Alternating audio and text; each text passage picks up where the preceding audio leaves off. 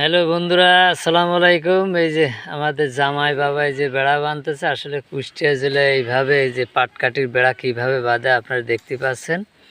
আসলে সে খুবই একজন পারদর্শী, এই বেড়া বাঁধার কাজে খুবই ভালো পারে।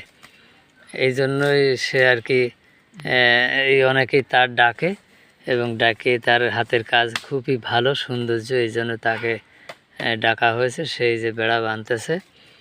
আর আমাদের কুষ্টিয়া জেলায় যে এইরকম বেড়া বাঁধে আসলে খুব সুন্দর, কারণ সবাই পারে না, এই জন্য এই জামাই বাবাকে ডাকা হয়েছে। এই যে তিনি খুব সুন্দরভাবে বেড়া বাঁধতেছে, আর তার হাতের বাঁধনি খুবই শক্ত মজবুত। আর সে তার দিয়ে বেড়া বাঁধে এবং সেই দাও দিয়ে আঘাত করে সে মানে তার খুবই মজবুত হয় এবং খুবই আটে, খুবই শক্ত হয় এবং এই বেড়াটা অনেক টেকসই হয় এবং অনেক দিন যায়। বন্ধুরা, তার মুখে আমরা কিছু কথা শুনবো।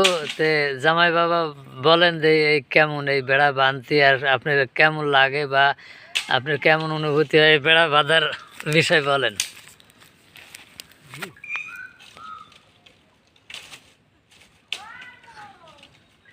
আপনি বলেন যে এই বেড়া আসলে আমি কিভাবে বাঁধি বা আমার বাঁধতে কেমন লাগে এই বিষয়ে বলেন কিছু।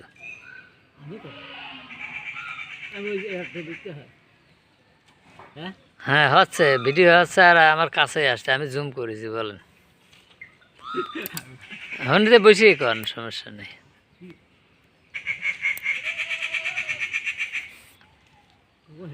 হ্যাঁ বলেন।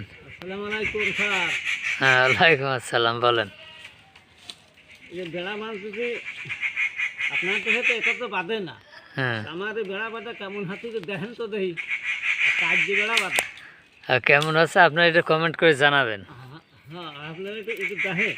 হ্যাঁ আচ্ছা, ধন্যবাদ আমার জামাই বাবাকে। জামাই বাবা আসলে ভিডিওতে লজ্জা পায় কথা বলতে, তারপরেও বলেছে যে আসলে এই বেড়া বাঁধা কেমন হচ্ছে আপনি একটু কমেন্ট করে জানাবেন। সবাইকে ধন্যবাদ, ভালো থাকবেন, সুস্থ থাকবেন।